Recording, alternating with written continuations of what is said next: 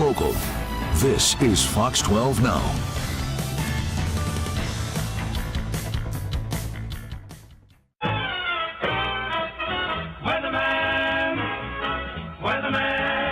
We can't allow any further delay. Well, hello and welcome to the First Alert Weather Podcast. This is episode 147. We want to welcome you because we have an action-packed episode here. We're recording this on Thursday evening. Often in the evenings, we record this, 7:30 p.m. It'll be me and Camila or me and Peyton. But look who we have here. and the first 14 times, Katie, I have to say, I would say Katie's sleeping, but then it wasn't funny after that. So we're glad to have you back. I know. Katie Suniga, our morning meteorologist, by the way, in case you only watch evenings. Most likely you've seen her in the mornings, right? Well, I was in the evenings for a couple years. Well, I know, but you kind of disappeared. Some people say, like, where did she go? That does happen. People only have like a specific time that they watch, yeah. And Camila, welcome. You're here too. Yes, hello. We record this kind of during our lunch hour, I suppose. At least when we kind of dinner break. Okay.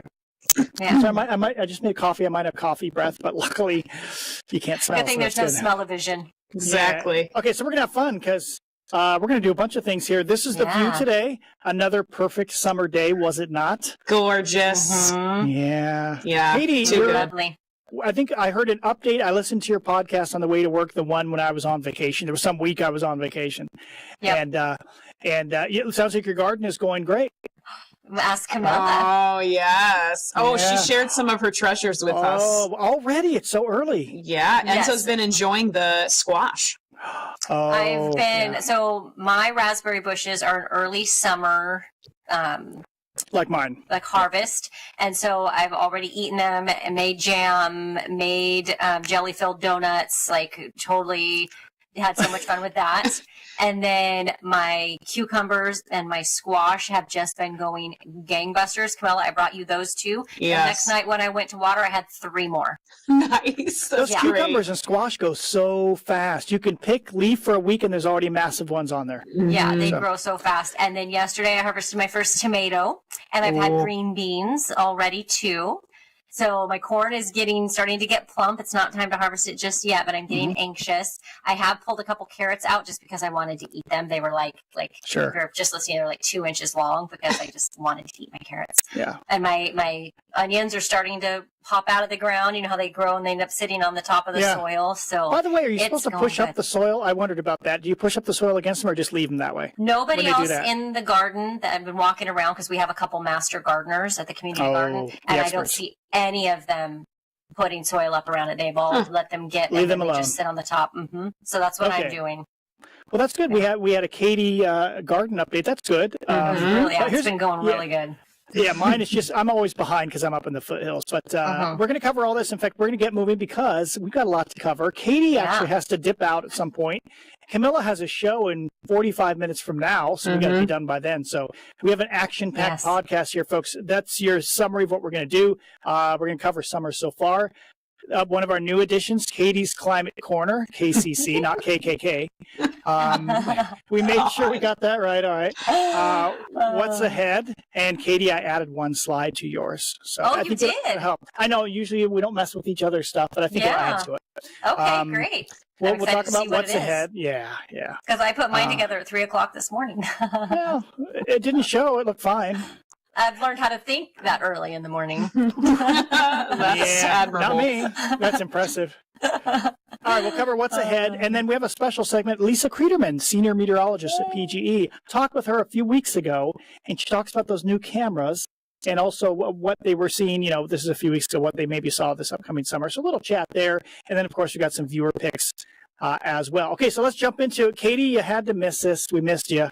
I know. Yeah. But the National Weather Service folks, it was yesterday, actually. They've been inviting each television station. Yes, there's more than one in Portland. It's not just us.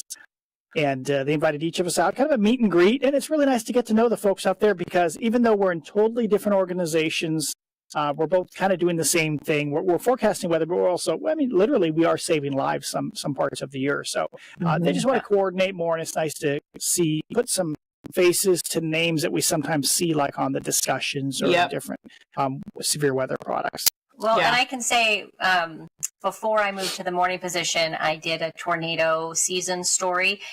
is it Trina that's Yes. there? Yeah. with you? Middle or to So- the right. Yep. So I've met her and I went through and I've actually met all of those folks that were there. Mhm. So even though I didn't get to go with you, I did get to meet them back when I did the tornado season story. And I got to ask, what is Peyton holding? That is Larry the chicken. Larry the chicken. Oh, The okay. weather chicken. I held him briefly. I was afraid he'd break though, and I thought Peyton, our newest member, should have. She should hold the chicken. She was pretty excited about that. That's really funny. And I meant to ask the history. We're gonna need to ask them what the history is. I know I've been seeing it for 15 years. Like Larry's measuring the snow. Yeah. Yeah. So that's their That's mascot. funny. Yeah, but it was Yeah. cool. It was So cool funny. to kind of see their setup. They kind of walked us through sort of what they do on a day-to-day basis. And it was just nice to have that back and forth conversation of, hey, what do you guys think, we could do better? Or what do we think, we would want, just to Mhm. make that relationship even more efficient and to serve the public better. So that was cool. Yeah, it was a good visit. Yeah. And they hope to have us out more, Katie. So that they want to have more regular contact. So Yeah. that's good Yeah. stuff. So this All is right. the one you added. Yeah, this is. Oh no, this is a different one. Oh. I've actually cleaned up a whole bunch of the graphics I had in there, Katie. Oh, okay. It's amazing we can do 3 hours of TV and at the same time do an entire presentation. We're real multitasking folks in this Multitaskers. business, aren't we? Mm-hmm. Yeah. As long as true. my producers give me good time cues, I can get a lot done in the morning. Yeah. What Katie means by that is like we need to know, hey, okay, you're 2 minutes away, not you're on right now because we're Yeah, busy you're working up on a and you're graphic like, here, "What?" but we're over there. So Running up. behind the scene info here, if you ever see the camera pop up and they're like, Katie or Mark or Camila, join us now, and we're not standing at the screen, that's usually because we didn't get a cue to finish up what we were doing and get to our spot. And that's when there's hell to pay. Yeah. Just kidding. We just get slightly irritated about that. So anyway, the Hey, peak of and I summer. will say, Oh, in go ahead. defense of our producers, sometimes we do get a cue and we still are rushing Yes. to our spot. Sometimes That it does is happen. our fault. Yes. And Like, sometimes, oh, I got to look at that Facebook pic. Oh, I'm no, that's never me. I'm going to be very honest with you. That is never me. I've never missed a time cue because I was doing something personal. It's usually because I'm trying to get something done in time. But I'm also going to support them by saying sometimes they have breaking news or somebody's True. come in, the news Very director, true. or Yeah. come in, they're talking to them and they're trying to do their job and get the news up and stuff. And then all of a sudden they're like, oh no, Katie, you're up next. And I'm Right. like, you probably Yeah. hear me slam my glasses down and like, I don't think that I've heard, but I believe it. So. All right, so peak of summer here, folks. We've had this graphic for a few years. Peyton touched it up a little bit. July 24th, that is today. We're recording this on Thursday the 24th through August 5th. This is about 2 weeks where we are at the peak of summer temperature-wise, the average high temp. Now, obviously, any 1 year, that doesn't mean these 2 weeks will be our warmest, but on average they are. So there you go. And Peyton came up with this graphic. This is summer so far. So if we I take use June this 1st, one, yeah. yeah, meteorological summer. So the average temp, I got to be honest, even to me, that doesn't mean a whole lot, the 68 degrees. But what ninth warmest is interesting. That's his 10th. Wait, say that again? Isn't it say 10th warmest? Oh, No, no, 9th. I was ninth. looking at 10. Gotcha, underneath it. There you go. What? I was Oh, like, yeah, she you're was right, looking ninth. at 10. Yeah. She was looking at number of 90-degree days. Katie's messing with me now. I know. Sorry, I've been Gosh. up since 3 a.m. That could be it. That's fair. And number of 90-degree days, we've had 10, so we average 15 per year, so we're getting there. And 2.26 inches of rain, which, looks like a normal summer so far. That's not, there's more to that. I got more graphics coming up. Okay, so if we just take, this is from one of our favorite sites, X Mesas. This is the average temperature from June until now, basically a little over the first half of summer. We're on the right side. See the yellow over there on the right? Far right? Can you see it on the edge of your screen there? Yeah. And it's interesting because, what do I have here?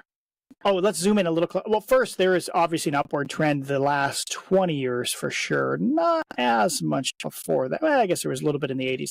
But then if we zoom in a little closer here, just since 82, this is, if you just take the average of the last 10 years, we're at number fifth warmest. So we're about average for the last 10 years, not excessively high or low. But if you go pre-2015, before this point here, this number is warmer than most summers that's in the true. past. Yeah. Yeah. And that falls right in line with what Camilla and I talked about when we did the climate corner a couple weeks ago. Was people were asking me, are the summers warmer or are we just getting weak? Like, what's going on? And that supports exactly what she They and are I warmer. talked about. Is they are warmer.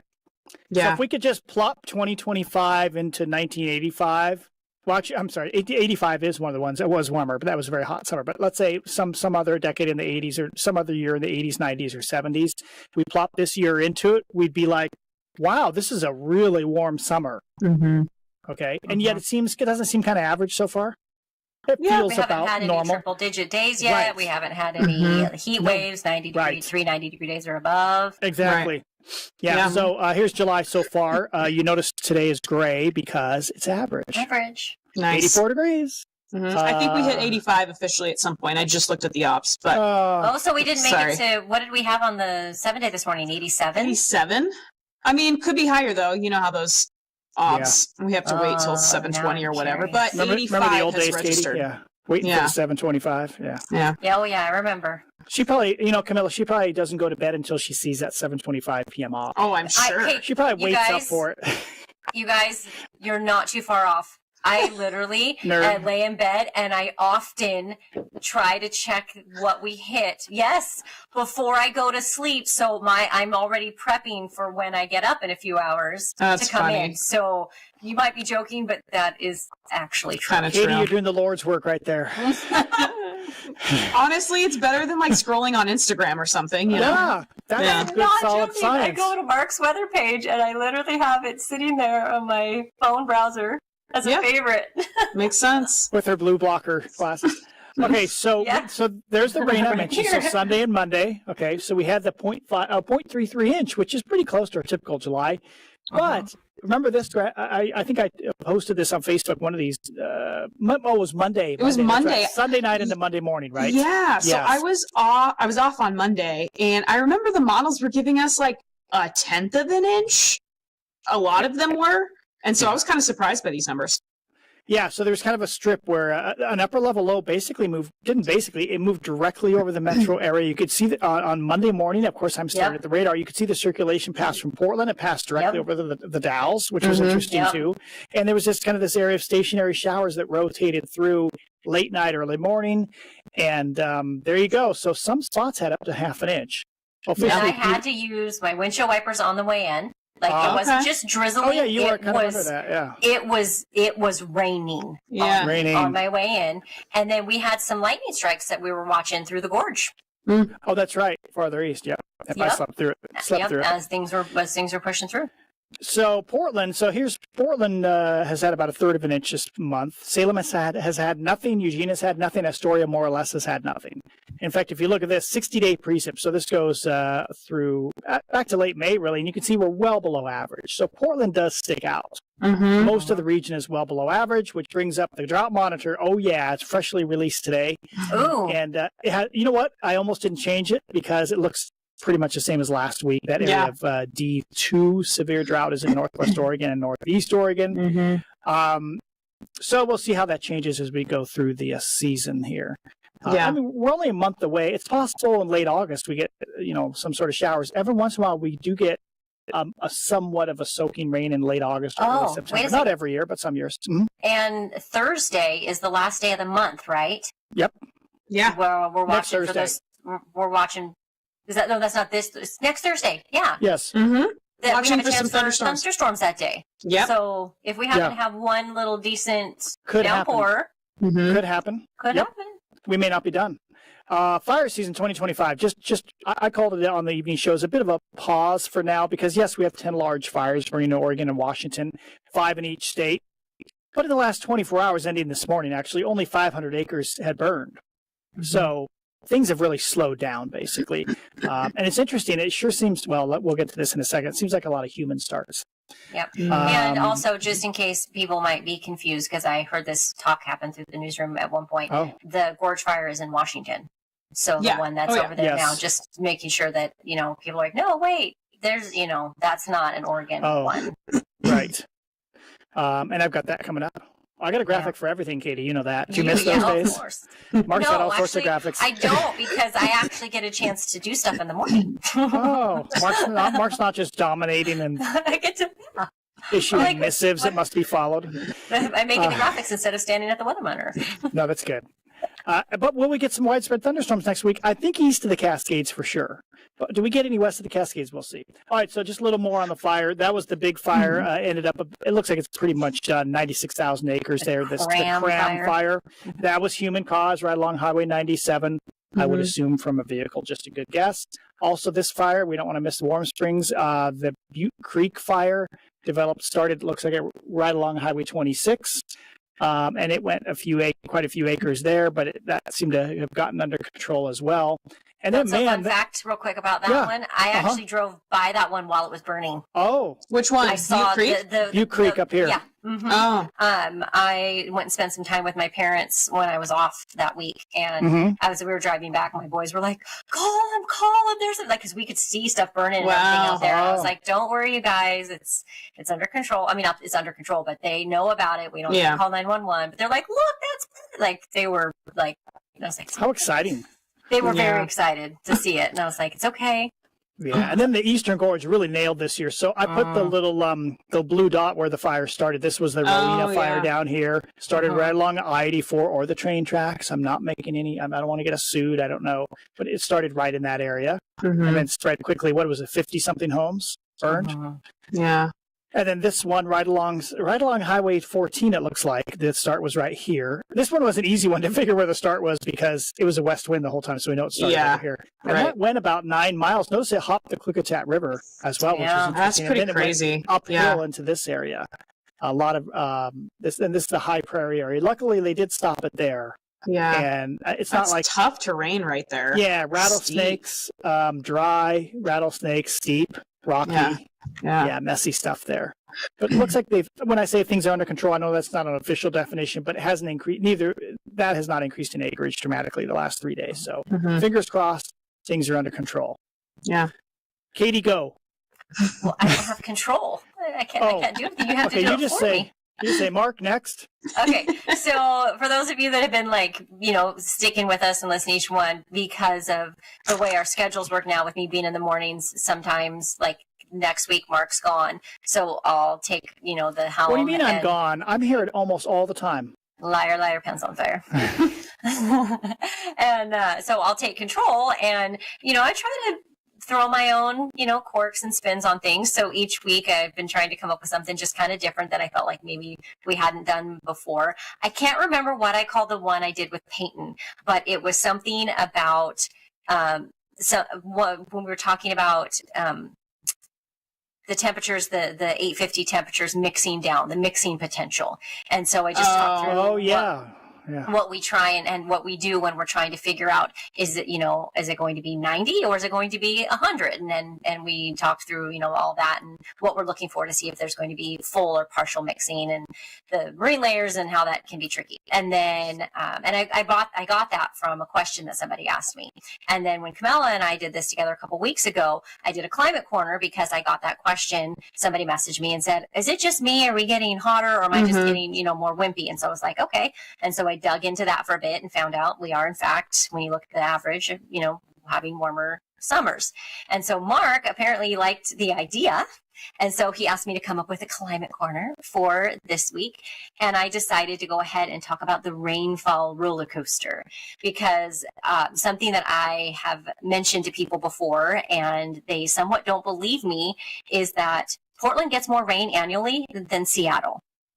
And it just blows people's mind. They're like, that can't be right. That can't be right. So I figured I would put my money where my mouth is and show people that I am, in fact, correct. So what we're looking at here is a 30-year normal precipitation annually. You can see from this graphic, the Pacific Northwest, hands down, the wettest across the country, and specifically along both the coast and the Cascade Range.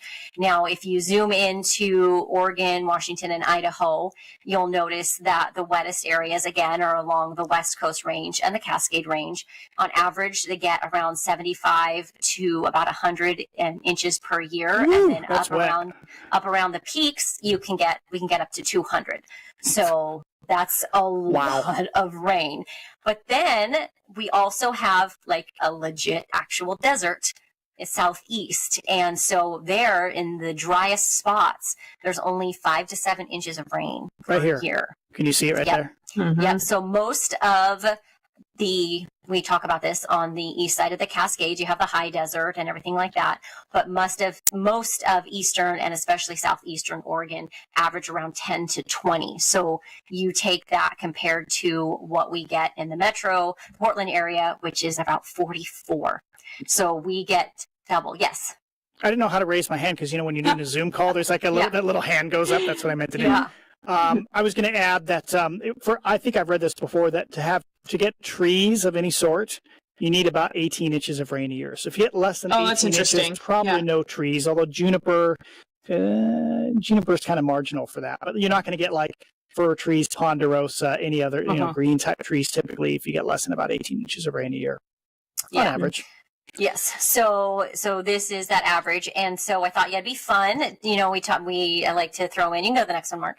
Kind of the reason why it happens. And, most weather geeks, whether you're a meteorologist or just a weather enthusiast, it's due to orographic lift, which is what we see, that nice moisture rich air comes in off the ocean and it's warm and it's forced up the mountain. It rises, cools, we get all the rain. And then as the air passes over, it drops down and warms up and you get dry. That's the rain shadow. So go ahead. Well, not to be confused with, I think it's called orthographic lift, which is orthographic. Don't they put those in their shoes? Like that's your shoe. Oh my is that what it's called? God! Oh, Mark, I was like, did not I say to be that confusing, and then Mark just makes it confusing. We're not talking about orthopedics here, folks. In case you didn't get that already. It's just want to confirm in case there's any confusion. Leave Mark to make it more confusing. Oh gosh, that's funny. And so here it is. These are the NOAA and the NWS official numbers for the climate normals between 1991 and 2020. So it's a 30-year average that's updated every 10 years. Portland right now on average gets 44.07 inches. That says Hillsboro, but that should say Seattle. Okay, I was going to say, I was like, where's Seattle on this list? I forgot to change that to Seattle. This was the other graphic that I put it in, so I'm sorry about that. That should say Seattle gets 39.34. And then I did my research. The wettest place in Oregon and Washington is Laurel Mountains in Oregon. It gets between 120 to 130 inches on average. Is that on the Coast Range? Where's that? Yeah, it's in the Coast Range. Okay. Mm-hmm. Okay. And then if you've ever seen the movie, I don't know, what's it called? It just slipped my brain. The one with vampires. Oh, vampires, yeah. What's that one called? With Twilight. Bella. Twilight, thank you. Oh. If you've ever seen Twilight, and she moves to Forks, Washington. Mm-hmm. So that's in the area of the wettest part. This is perfect for vampires to live. And they get between 110 to 120 inches a year there. So our wettest place in Oregon beats out the wettest place in Washington by 10 inches on average per year. And then just as a reminder, the Southeast Oregon, that one part that Mark pointed out, that's all the way down in that corner, it gets 5 to 7 inches total. So we basically have a rainforest and a desert. Right. That's pretty wild. That's my weather roller coaster. So Cool. but I thought on the next slide, this is my final. Oh, sorry. This is why I inserted. What did you want to say there? Before you get to the cloud cover? Yeah. This is a great graphic that I've shared this on this podcast somewhere in the past. But Charlie Ferris worked at BPA forever, and for all these years, decades, he had all these weather observers, and it kind of matches what we know. That it is interesting that you use the downtown Portland. That's the 44 inches. Yes. Mm-hmm. It is a little bit drier, like around Cedar Mill, basically downwind from the Coast Range there. Hillsboro over to Cedar Mill is actually, they get less than 40 inches there. And then from kind of the airport, because the airport officials like 36, 30, my whole career changes every 10 years, It's always been between 35 and 38 inches. It's always right in there. But there's that dry area just in the lee of the West Hills right here. Mm-hmm. Yeah, so we kind of have two extra dry spots. But downtown is a little bit wetter. Downtown's pretty representative of most areas, probably. Yeah. Yeah, it's interesting. We have like little mini rain shadow effects that happen. And I live here. I do know.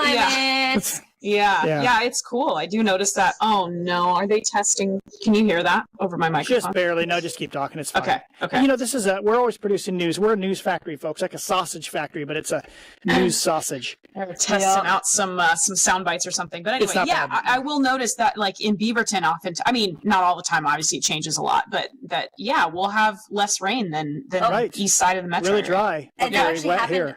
on Monday, I was coming in, I got in, and Andy came in, and then we were saying hi, and I was like, oh my gosh, the rain. He's like, what rain?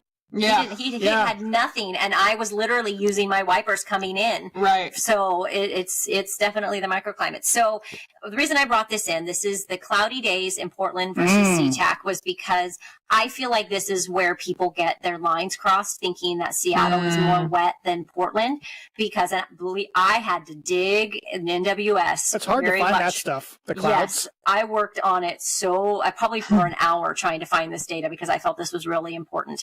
So we have the cloud cover, pretty much the cloudy days for the whole year in Portland versus Seattle. And January, you have around 17, peaks in March at 18, then it drops to 7 in June, 3 in July, and then you start ramping up again. You get to November, like 18, 19, 20, November, December, October. So we get a total of about 166 cloudy days a year. And this was kind of like a not full on drenched in clouds. This was like cloudy to mostly cloudy. It wasn't, to kind of an average cloudy. In Seattle, in January, are 17 versus their 23.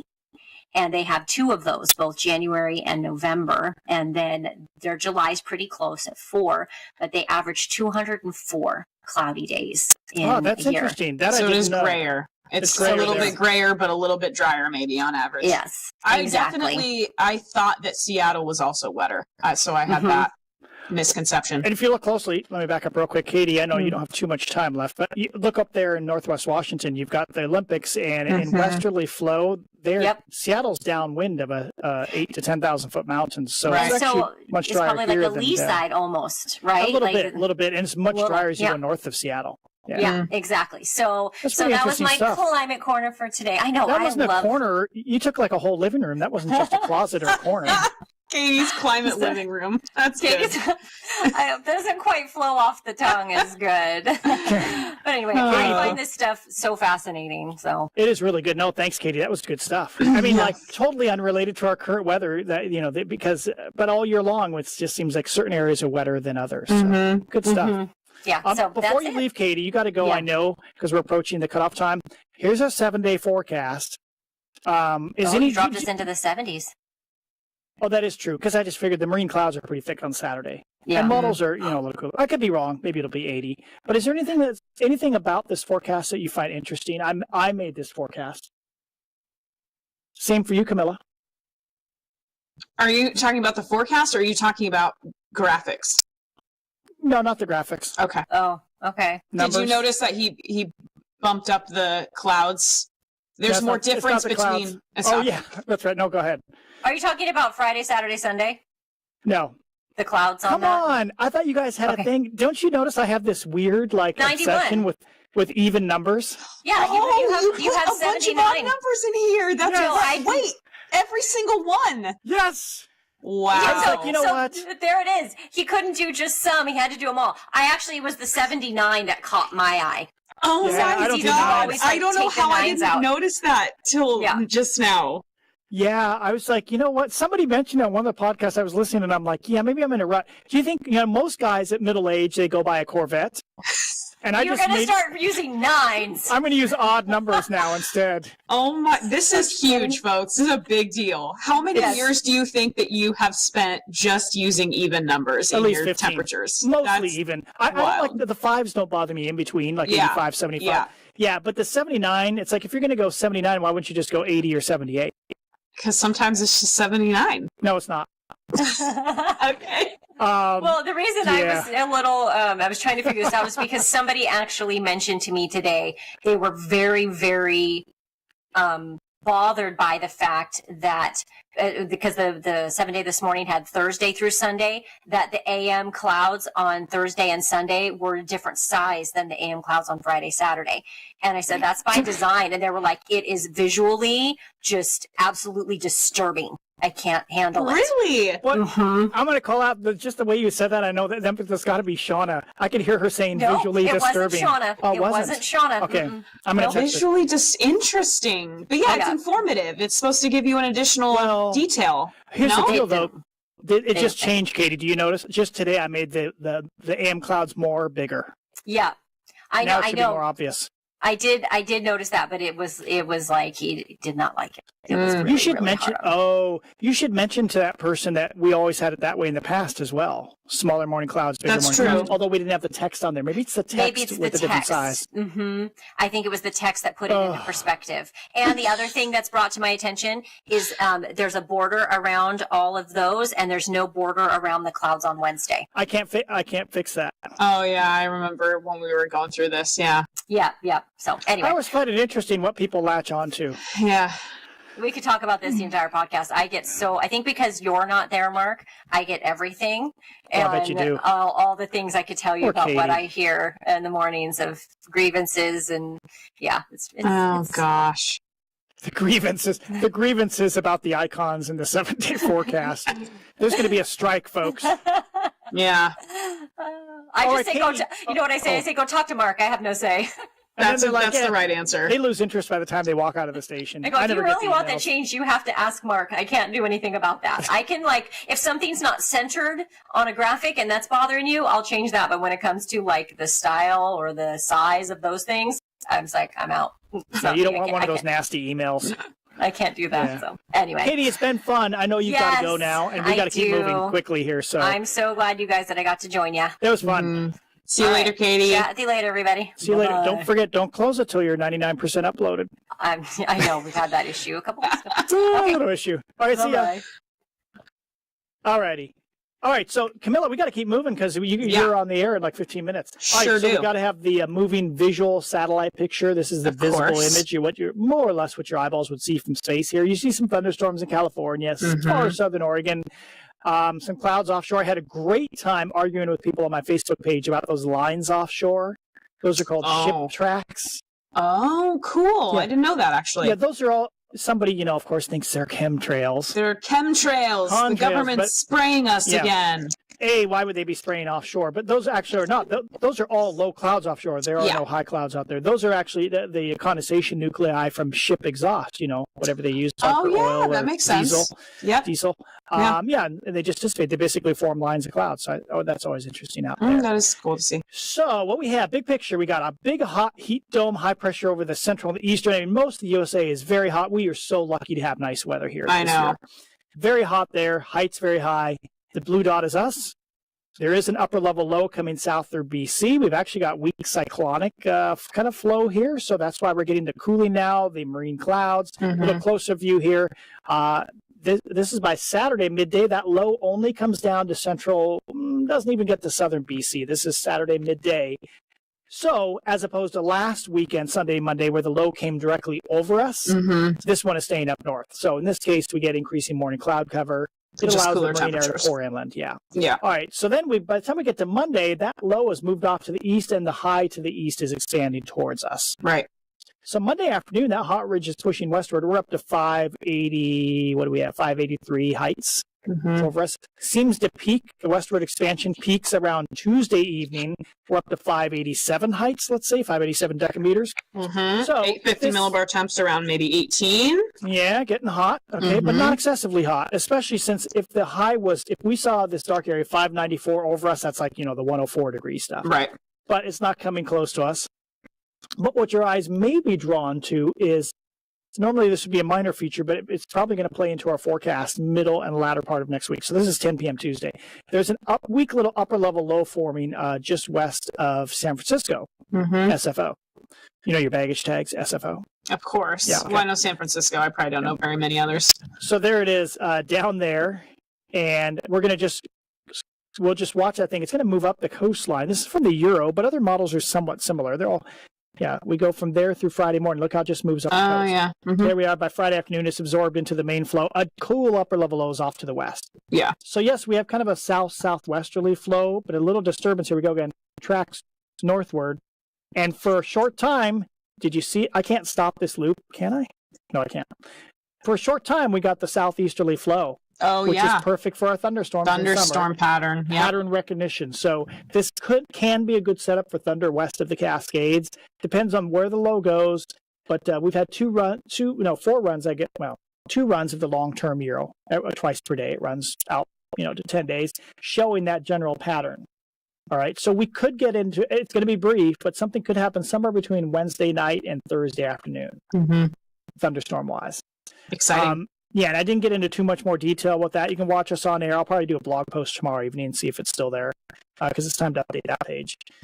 But after that, other than that, here's kind of the big picture. We'll just go in 5-day increments like I think we did last week. 500 millibar height anomaly. Notice heights are about average. Yeah. The big hot ridges over the next 5 days. There's the indication of that little upper level low. This is the average of 5 days. Of course, this takes us through, what's 5 days? Thursday, Friday. Thursday? No. Yeah, through Sunday. Yeah. So we have a deeper low forming up here. Basically, it's like, which is why we have kind of non-interesting weather the next 5 days. Now, if we go next Wednesday, so this is a combo. You're seeing below normal heights because of the upper level low that's tracked up the coastline. Wednesday through August 3rd, which I believe is Sunday, the first weekend of August. A deep upper low is, it's kind of deep, I guess, but an upper level low is formed offshore. Remember, we had a ridge out there for the longest time, the last few weeks. But notice heights over us are about average, southerly flow. So this is like Wednesday through next Sunday. This is good for widespread thunderstorms east of the Cascades for sure next week. I bet you we're going to get new fire starts, unfortunately. But this happens in summertime. So that's days 6 through 11 now. By the way, this is the GFS. Oh, you are using the GFS. I meant to use a GFS ensemble average. Oops. So that would explain the last map here. Days 6 through 11, okay. The last chart shows big hot ridge over the west, and we're on the edge of it. Everything's backing up a bit, which would mean days 11 through 16, so August 4th through the 9th. It's hot, but it's still not a heat wave if that map were correct. This is why using ensemble average. I bet the ensemble isn't as intense. I wondered why it was 600 on the ensemble. I'm like, oh my gosh, that's really high heights for an average of the models. I see. Okay, so if you just take the 850 millibar temps, notice they're 14 or 15 is average this time of the year. So if you take this weekend, they're below average. Much cooler. Yeah, so a little cooler than average. We go above average. That's the warming. You see next Tuesday, Wednesday, around 90 degrees. And then average, maybe slightly below in here. There's a lot of spread here. Yeah. The green is the average. Operational run of the Euro was the blue. Notice it has us hot again after the first weekend of the month. Yeah. So we'll see. Okay.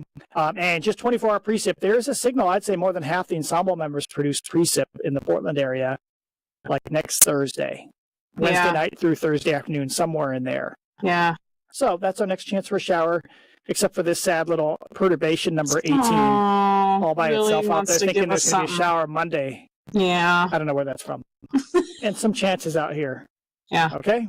We just take rain through Sunday, August 3rd. Ensemble averages, GFS more or less. Now the resolution is lower on the GFS ensembles. It keeps all of it over and east of the Cascades, pretty much. Yeah. Whereas the Euro says, no, there could be some spots west of the mountains.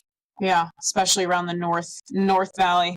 Yeah, so that's our 7-day forecast. Nothing really that interesting. We go all sunny again Monday, Tuesday, maybe some high clouds Wednesday. Something comes in Wednesday night. And yes, that does irritate me that there's no dark line around that.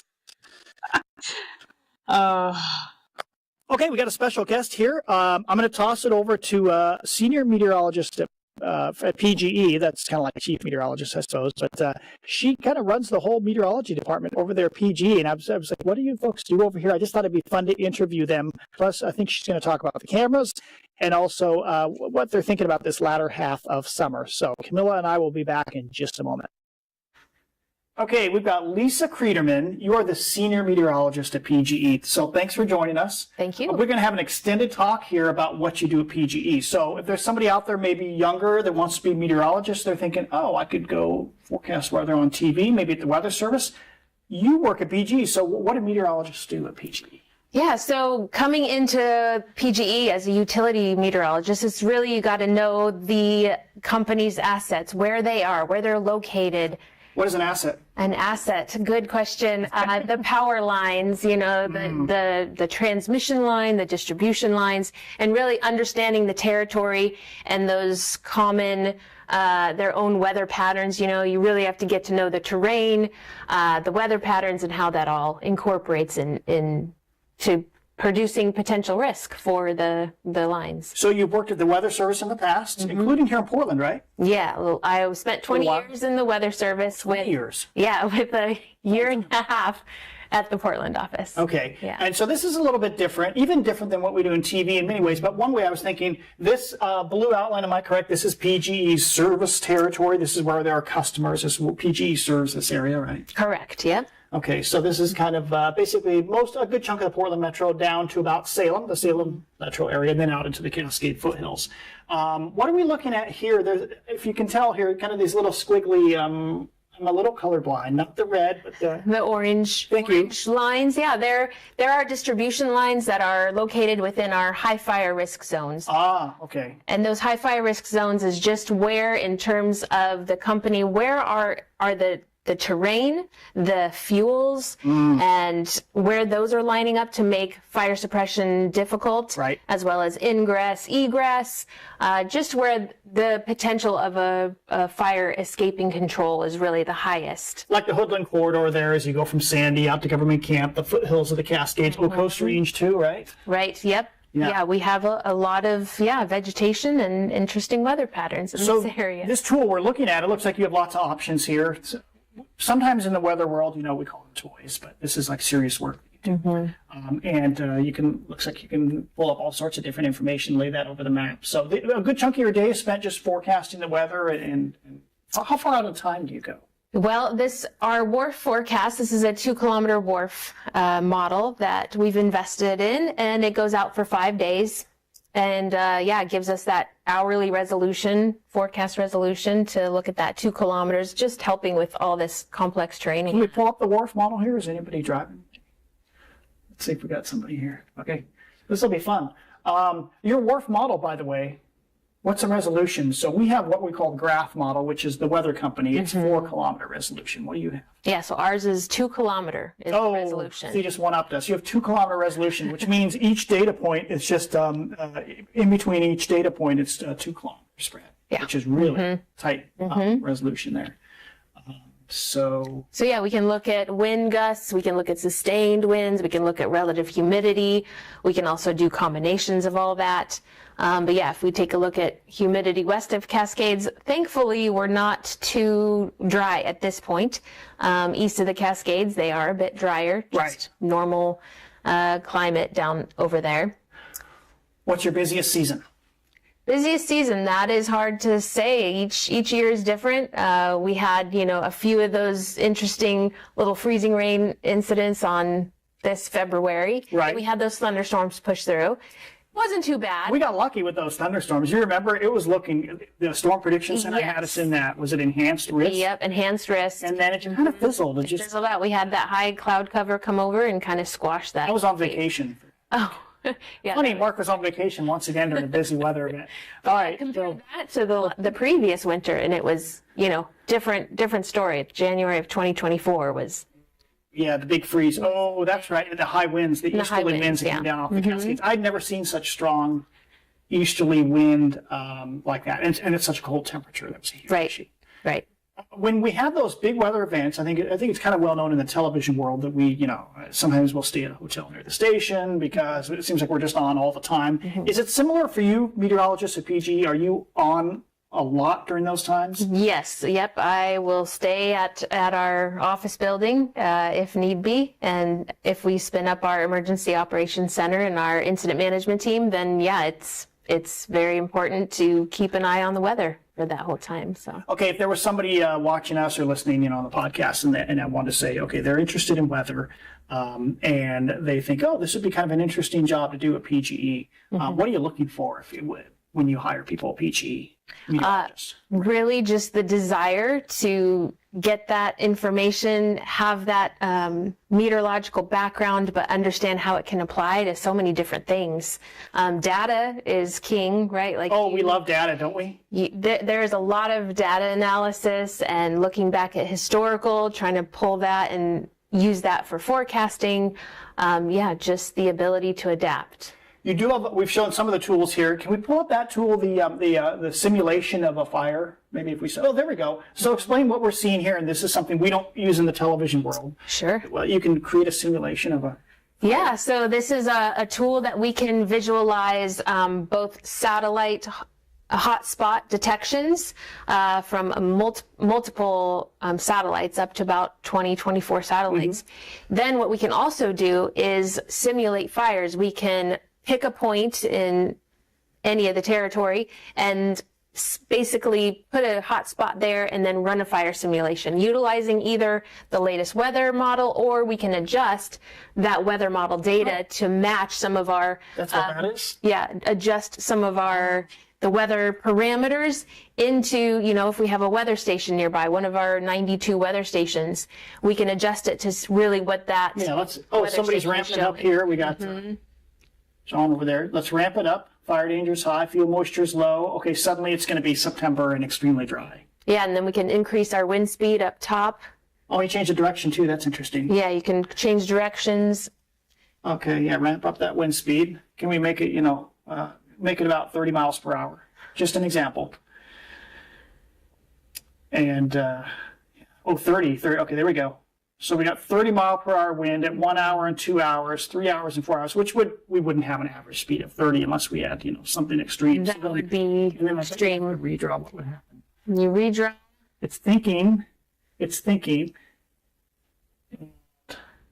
Well, we know the fire would spread a long ways.